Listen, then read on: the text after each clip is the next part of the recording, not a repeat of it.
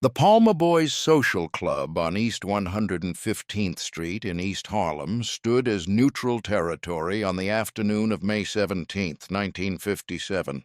The brick building housed a ground-floor establishment where Italian mobsters gathered to conduct business away from the attention of law enforcement and rival organizations. At 2:30 that afternoon, the temperature outside reached 78 degrees, warm enough that the club's front door stood propped open to allow air circulation. Inside, 6 small tables occupied the main room, each covered with green felt suitable for card games. A bar ran along the left wall, though it served primarily coffee and soft drinks during daylight hours. The walls displayed photographs of Italian soccer teams and several religious icons. Ellsworth Raymond Johnson entered the club at 2:45 accompanied by a single associate named Nathaniel Pettigrew.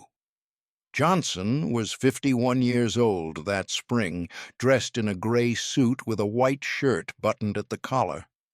His shoes were polished, but showed wear from regular use. The distinctive bump on the back of his head remained visible beneath his short-cropped hair.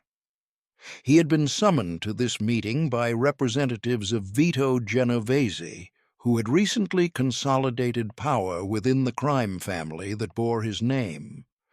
The message had been delivered to Johnson 3 days earlier through an intermediary who explained that Genovese wished to discuss the terms of Johnson's operations in Harlem. Johnson had been operating in Harlem for more than 2 decades under an arrangement negotiated with Lucky Luciano in 1935. That arrangement had allowed Johnson and other black operators to control street-level criminal activities in Harlem, primarily the numbers rackets and various gambling operations, in exchange for paying tribute to the Italian mob.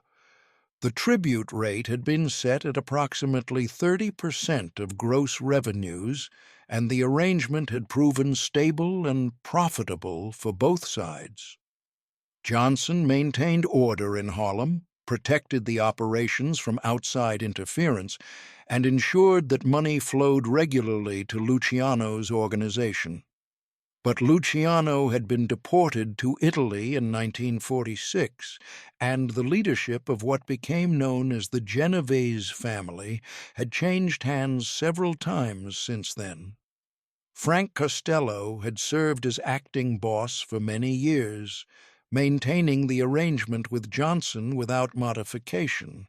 But in 1957, Vito Genovese had maneuvered to take control of the family, and he had ideas about reorganizing various operations to increase profitability. Johnson walked to the back of the social club where Genovese sat at a corner table with 3 other men. Genovese was 59 years old, a man who had spent decades building power within the Italian underworld through a combination of violence, strategic alliances, and patient accumulation of influence. He wore an expensive suit and gold cufflinks that caught the afternoon light coming through the club's windows. He did not stand when Johnson approached, nor did he gesture toward an empty chair. The other 3 men at the table, all lieutenants in the Genovese organization, remained seated and silent. Johnson stopped 3 feet from the table and waited. Genovese looked up from papers he had been reviewing and studied Johnson for several seconds before speaking.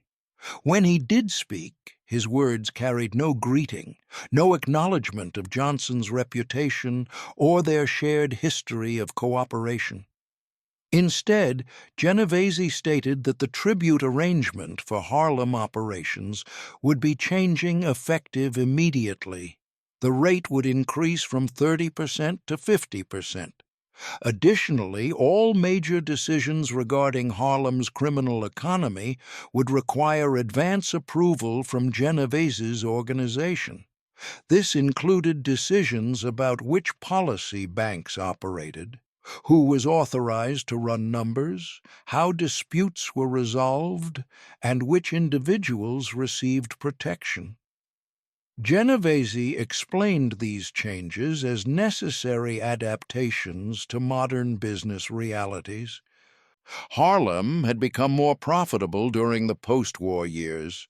The heroin trade had expanded significantly, creating new revenue streams that dwarfed traditional gambling operations. The Italian mob's protection had become more valuable as law enforcement pressure increased.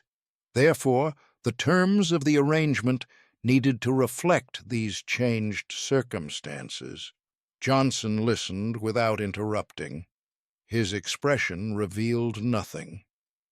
When Genovese finished speaking, Johnson asked a single question: when were these new terms to take effect?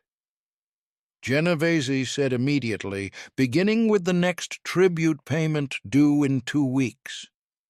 Johnson nodded once, a small movement that might have indicated acceptance or simply acknowledgement.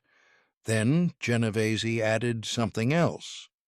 He said that the previous arrangement had been made during different times with different leadership. Lucky Luciano had been generous, perhaps too generous in his terms, with Harlem's black operators. Luciano had treated Johnson as something approaching a partner, allowing him significant autonomy and respecting boundaries that Genovese felt were no longer appropriate. The new arrangement would reflect the actual power relationships more accurately. Harlem belonged to the Genovese family. Johnson worked for them, not with them. This distinction needed to be clearly understood. To emphasize this point, Genovese described Johnson's position as that of an employee who should feel grateful for continued employment. He used language that was deliberately demeaning, referring to Johnson's race in terms that made clear Genovese viewed black criminals as inherently subordinate to white ones. He said that Johnson should remember who controlled the police, who controlled the judges, who controlled the political apparatus that allowed criminal operations to function. Without the protection of the Italian mob, Johnson would last perhaps 3 days before being arrested or killed. The 3 lieutenants at Genovese's table smiled at these words. One of them laughed quietly. Johnson stood motionless, his hands at his sides, his face showing no reaction. The disrespect was profound and deliberate. Genovese was not simply announcing new business terms. He was establishing a new relationship dynamic based on domination rather than cooperation. He was asserting that Johnson's previous status as a quasi-independent operator had been revoked, that Johnson now occupied a subordinate position without negotiating power or dignity. Genovese concluded by saying that Johnson should return to Harlem and begin implementing the new arrangement. If Johnson had any problems with the new terms, he was welcome to stop operating entirely and find other employment. The Italian mob would have no difficulty finding other black operators willing to work under these conditions. Johnson's services, while acceptable, were not irreplaceable. Johnson stood in silence for 5 seconds after Genovese finished speaking. Then he nodded again, turned, and walked toward the club's exit. Pettigrew followed. Neither man spoke as they left the building and walked 3 blocks north on 3rd Avenue before stopping at a small park. They sat on a bench, and Johnson remained silent for several minutes, watching pedestrians pass on the sidewalk. What had occurred at the social club represented more than a business negotiation gone poorly. It represented a fundamental challenge to Johnson's position and to the entire structure of black criminal operations in Harlem. Genovese was not merely demanding more money.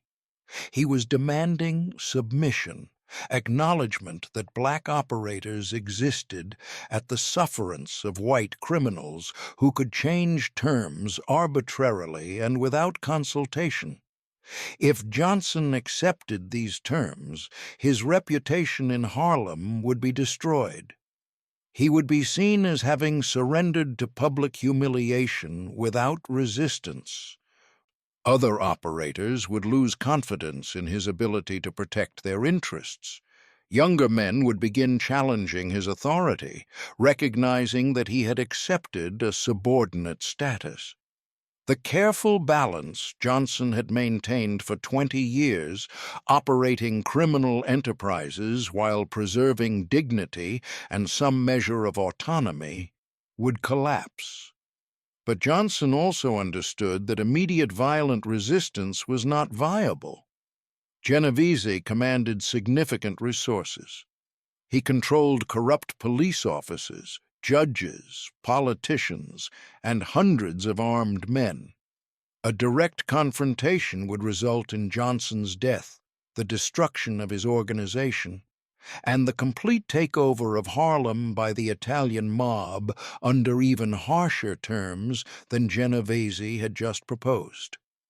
As Johnson sat on that park bench in the afternoon sun, he began analyzing the system that Genovese represented rather than simply reacting to the insult Genovese had delivered.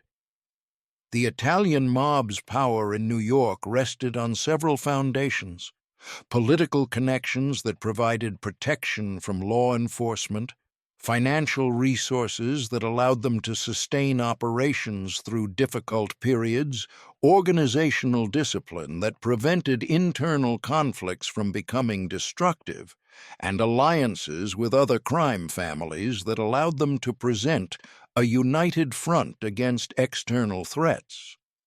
Each of these foundations could potentially be undermined. Political connections depended on corrupt officials who needed to maintain plausible deniability about their relationships with criminals. If those relationships became too visible or created too many problems, the officials would distance themselves to protect their careers. Financial resources could be depleted through sustained pressure that made operations expensive and unprofitable. Organizational discipline could be disrupted if the leadership's decisions began costing the organization money and status. Alliances with other families could be strained if one family's actions created problems that affected everyone. Johnson recognized that defeating Genovese did not require matching his capacity for violence. It required making Genovese's position as family boss more costly than beneficial, creating situations where Genovese's subordinates questioned his leadership, and building alliances that could pressure Genovese from multiple directions simultaneously. Over the following week, Johnson met privately with approximately 20 individuals who would form the core of his response strategy. These included other black operators in Harlem who would be affected by Genovese's new terms, community leaders who understood the political landscape of the neighborhood, legitimate businessmen who had connections to city government, and certain individuals within law enforcement who maintained complicated relationships with Johnson based on shared interests and mutual benefit. Johnson explained the situation to each person carefully. Genovese was attempting to increase his control over Harlem in ways that would affect everyone. The tribute increase would reduce profits for all black operators. The requirement for advance approval on major decisions would slow business and reduce flexibility. The change in tone from partnership to subordination would make future cooperation more difficult and more demeaning. If Genovese succeeded in imposing these terms, He would likely continue tightening control until black operators became little more than low-level employees in a white-controlled enterprise. Johnson proposed a coordinated campaign to make Genovese's Harlem operations so expensive and problematic that maintaining them became a liability. The campaign would involve multiple components executed simultaneously to create compounding pressure. The first component involved economic warfare. Harlem's policy banks and numbers operations could reduce their visible activity temporarily, creating the appearance of decreased profitability. This would reduce the tribute payments that reached Genovese's organization, making the Harlem operations appear less valuable. Simultaneously, Johnson would encourage direct competition with Italian-controlled operations by supporting new policy banks that offered better terms to bettors and runners. This would further reduce the Italian mob's Harlem revenues while demonstrating that black operators could function independently. The second component involved political pressure. Johnson had relationships with several ministers who led large congregations in Harlem. These ministers could be encouraged to preach about the exploitation of black communities by outside criminal elements, specifically white mobsters who extracted wealth without contributing to community welfare. This religious organizing could create a foundation for broader political action, with community groups demanding that police crack down on organized crime operations in Harlem, particularly those run by Italian mobsters who were highly visible and easily identified. The third component involved legal attacks. Genovese's operations depended on various businesses that required licenses, permits, and regulatory approvals. Johnson had connections with certain officials in city government who could delay these approvals, increase inspections, and generally make regulatory compliance more expensive and time-consuming. He also had information about tax evasion and other illegal activities that could be provided to federal investigators who were always looking for high-profile cases. The fourth component involved creating internal tensions within the Genovese organization. Johnson knew several of Genovese's lieutenants through years of cooperation. Some of these men had reservations about the new aggressive approach to Harlem. They remembered that the previous arrangement had been profitable and stable, and they questioned whether increasing tensions with black operators was wise. Johnson could exploit these doubts by demonstrating that Genovese's approach was costing the organization money and creating unnecessary problems. The fifth component was personal security. Johnson understood that Genovese might respond to resistance with violence. Johnson needed to make himself difficult to kill without making it appear he was hiding.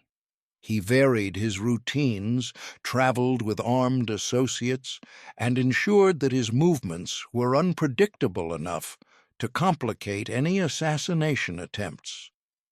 The campaign began on May 24th, 1 week after the meeting at the Palmer Boys Social Club. Several of Harlem's largest policy banks reduced their daily operations, claiming that increased police attention had made business riskier. This was partially true. Johnson had arranged for certain police officers to increase their visible presence around known gambling operations, creating legitimate justification for the reduction in activity. The reduced activity meant reduced revenues, which translated to reduced tribute payments. Simultaneously, 3 new policy banks opened in Harlem under Johnson's protection.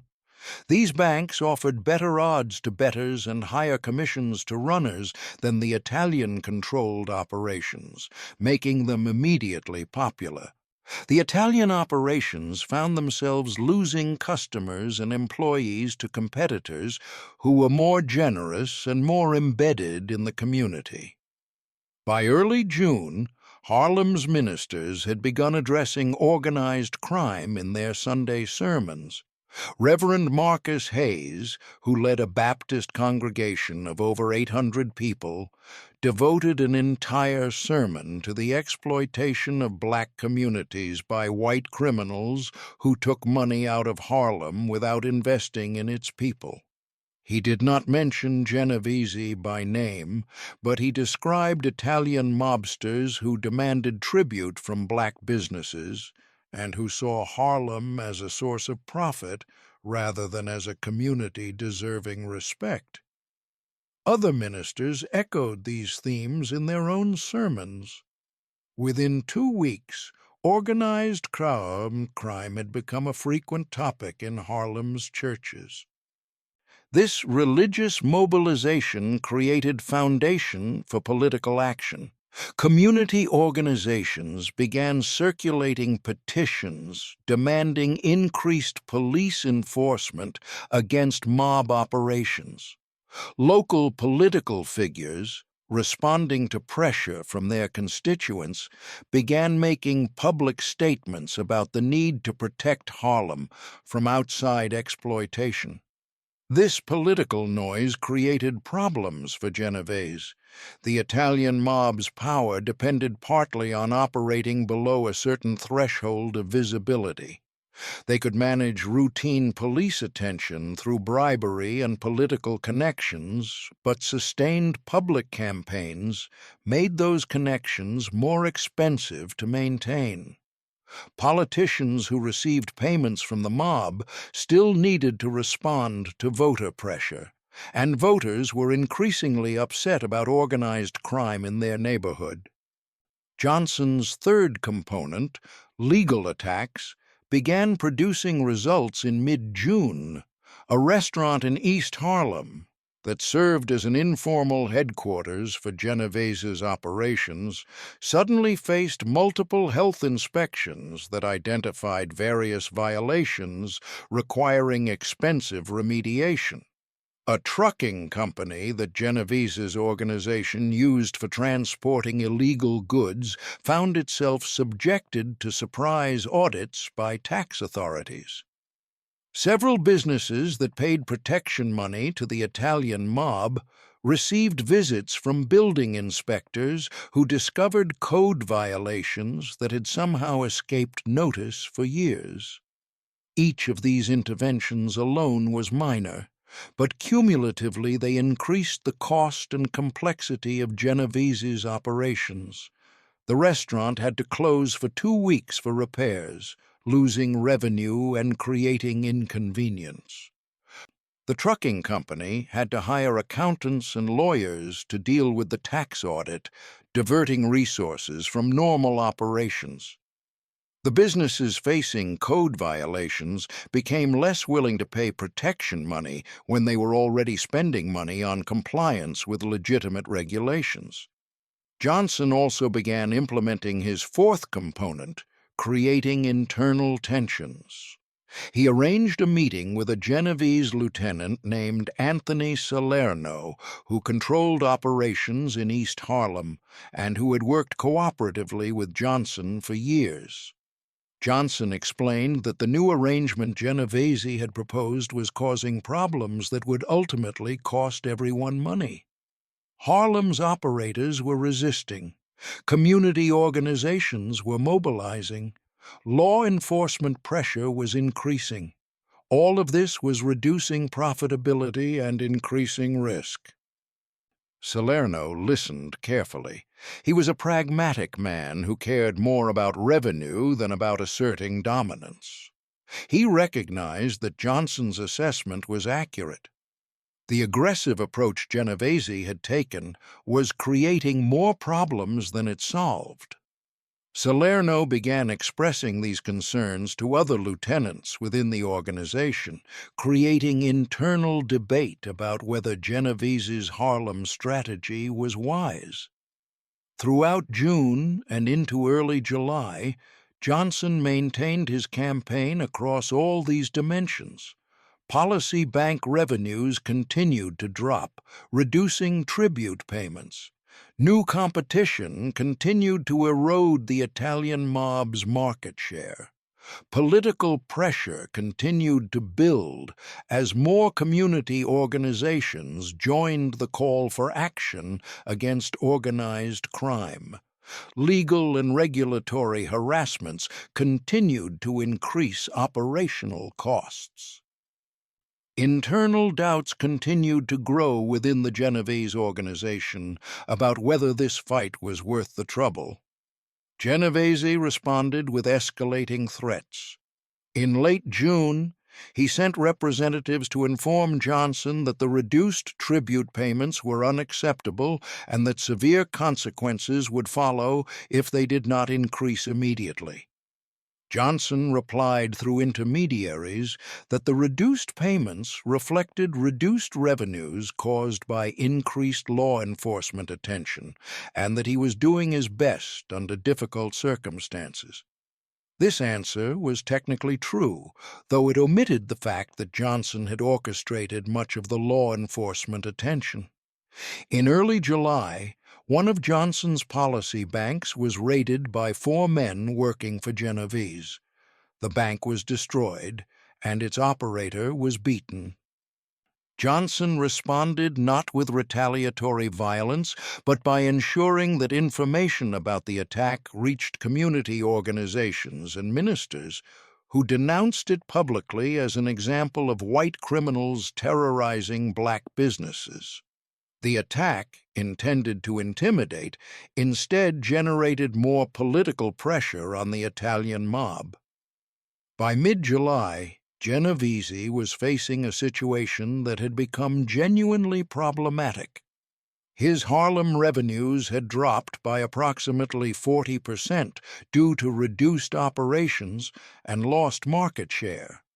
Political attention had increased police scrutiny, making all operations more expensive and risky.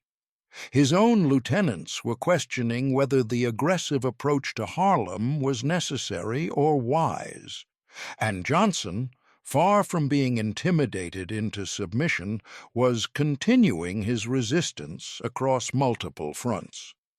On July 18, 1957, Genovese sent word that he wanted to meet with Johnson again, this time in a restaurant in the Bronx. Johnson agreed, but took precautions. He informed several trusted associates of the meeting location and time. He arranged for them to be positioned nearby, not to start a fight, but to serve as witnesses and insurance. He carried no weapons himself, recognizing that being unarmed would actually provide some protection if Genovese intended to kill him in a semi-public location. Johnson's lack of weapons would make the killing appear more clearly as an execution rather than a confrontation. Johnson arrived at the restaurant at 3 in the afternoon and found Genovese seated at a back table, this time alone. This was itself significant. Previously, Genovese had been surrounded by subordinates who could witness his displays of dominance. Now he was meeting privately, suggesting that he wanted to negotiate rather than perform. Genovese began the conversation by stating that the situation in Harlem had become unacceptable. Revenues were down. Political attention was creating problems. Community opposition was making operations more difficult. He accused Johnson of deliberately sabotaging the operations to avoid paying the increased tribute.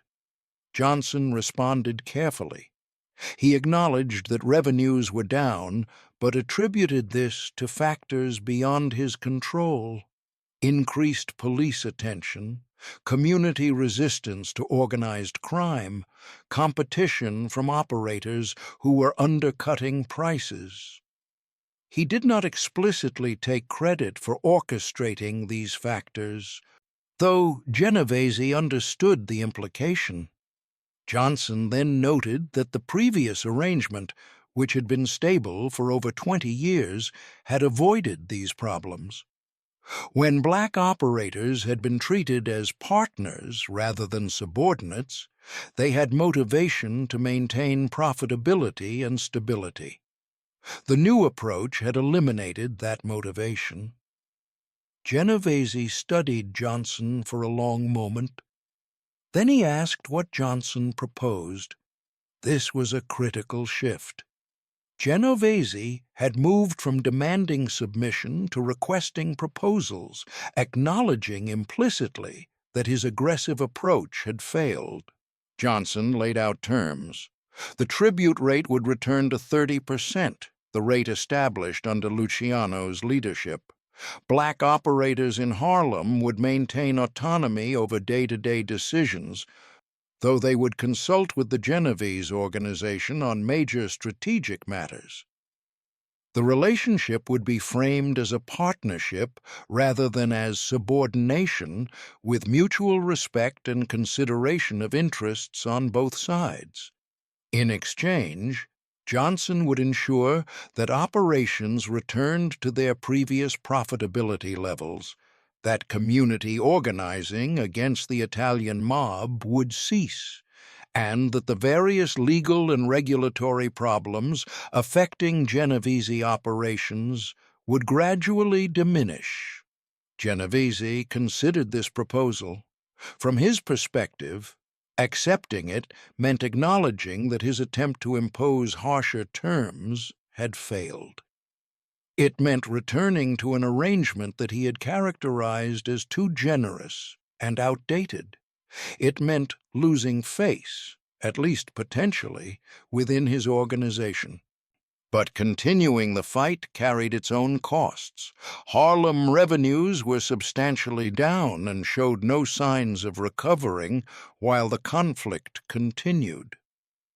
Political attention had created genuine problems that required spending money and time to manage.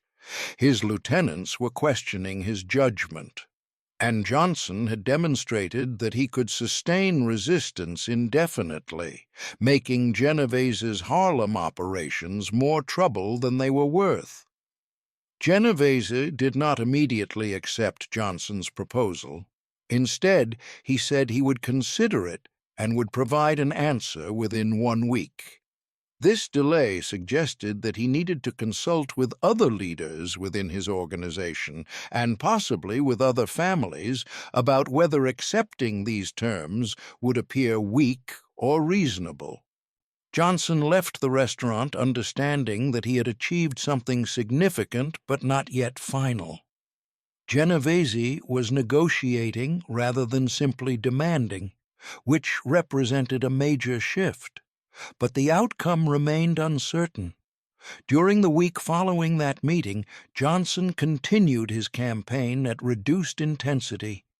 He did not want to appear to be backing down prematurely, but he also did not want to provoke Genovese into responding with irrational violence. The goal was to maintain enough pressure that Genovese would recognize accepting Johnson's terms as the most reasonable option, while not creating so much pressure that Genovese felt he had to respond violently to save face. On July 26, 1957, Genovese sent word through an intermediary that he accepted the proposed arrangement with one modification. The tribute rate would be 35% rather than 30%. This represented a compromise between the 30% Johnson had proposed and the 50% Genovese had originally demanded. Johnson accepted this modification, recognizing it as a face-saving measure that allowed Genovese to claim he had achieved some improvement over the original arrangement, while actually conceding most of what Johnson had sought. The new arrangement was implemented in August. Harlem's policy banks resumed full operations. Tribute payments increased to reflect the 35% rate, which, while higher than before, was substantially lower than Genovese had initially demanded. The relationship between Johnson and the Genovese organization returned to a cooperative model with regular communication and mutual respect, replacing the antagonistic dynamic Genovese had attempted to impose. Critically, Johnson had also secured something intangible but valuable: a demonstrated capacity to resist pressure from the Italian mob. Other black operators in Harlem recognized that Johnson had been publicly disrespected and had responded not with immediate violence, but with a strategic campaign that had forced Genovese to negotiate. This enhanced Johnson's reputation as someone who understood power beyond its most obvious manifestations. Within the Genovese organization, the episode created consequences for Vito Genovese's leadership. His attempt to squeeze more revenue from Harlem had backfired, costing the organization money and creating unnecessary problems.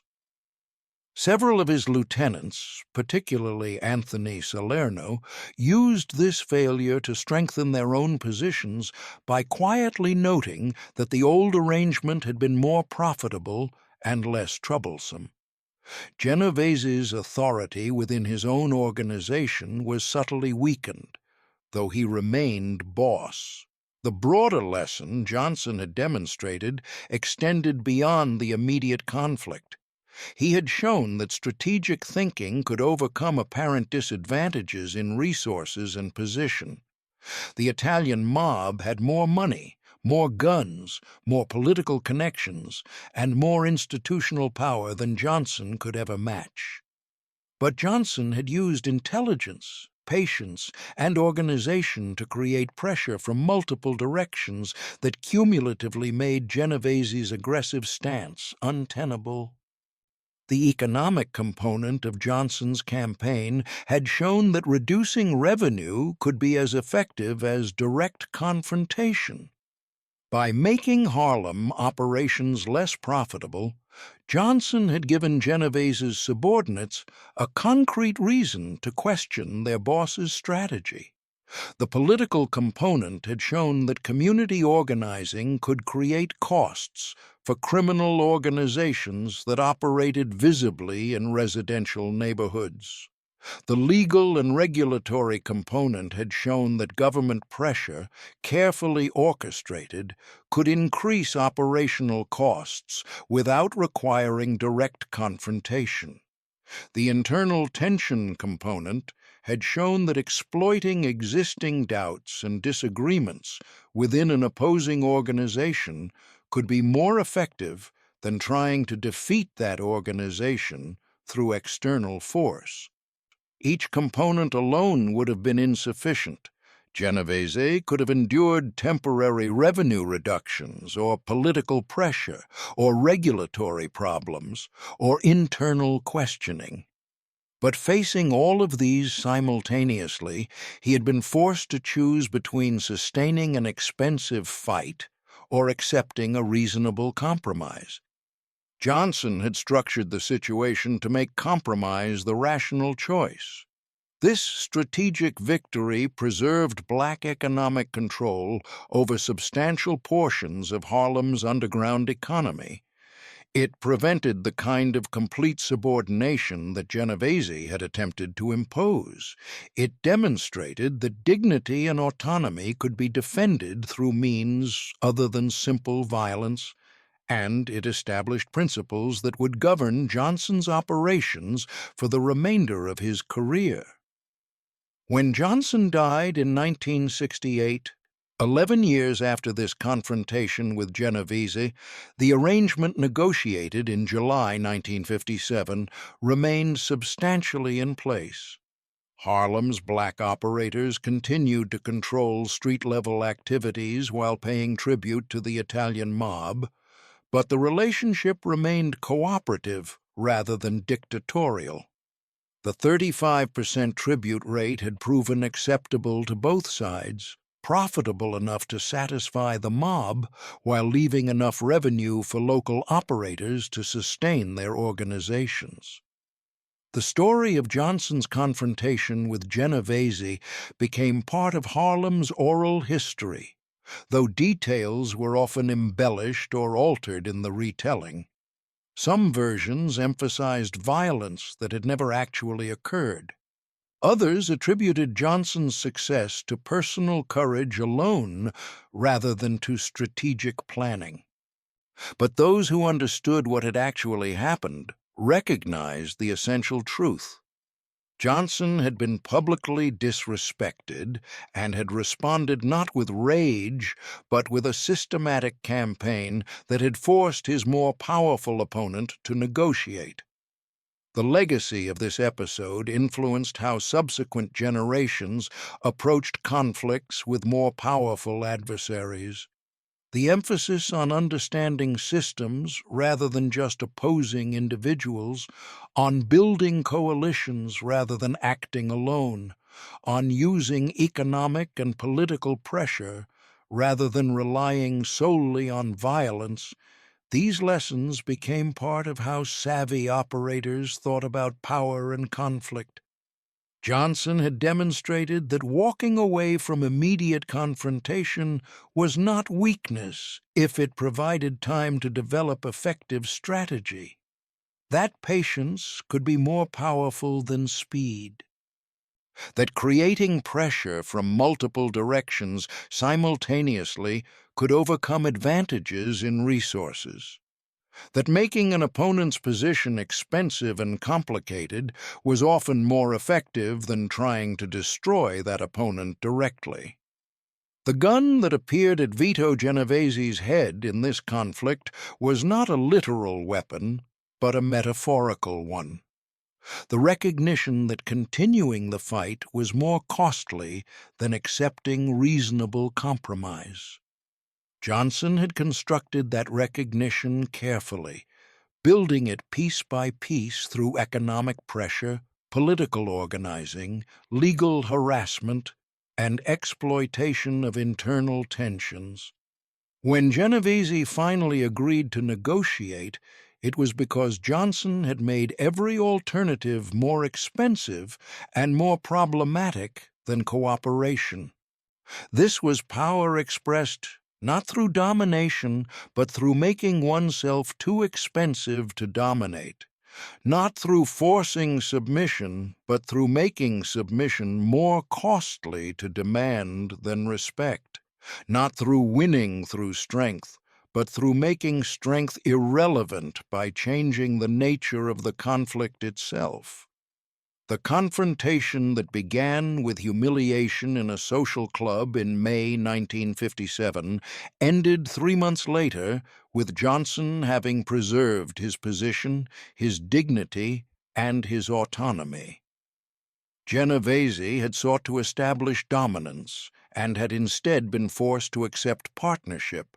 The balance of power had been tested and had held, not because Johnson could match Genovese's resources, but because Johnson understood how to use the resources he had more intelligently than Genovese had used his overwhelming advantages.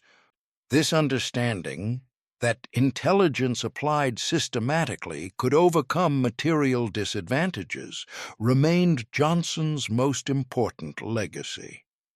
It influenced not just criminal operators, but also civil rights activists, labor organizers, and community leaders who faced their own conflicts with more powerful adversaries. The specific tactics Johnson used were particular to his time and context, but the underlying principles had broader application.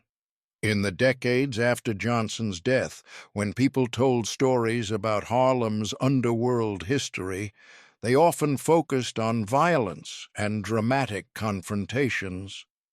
But those who had actually lived through the era understood that the most significant victories had come not from violence, but from strategic thinking, from understanding systems, from patient execution of coordinated campaigns, from recognizing that power was not simply about who had the most guns, but about who understood most clearly how to create situations where having the most guns became irrelevant.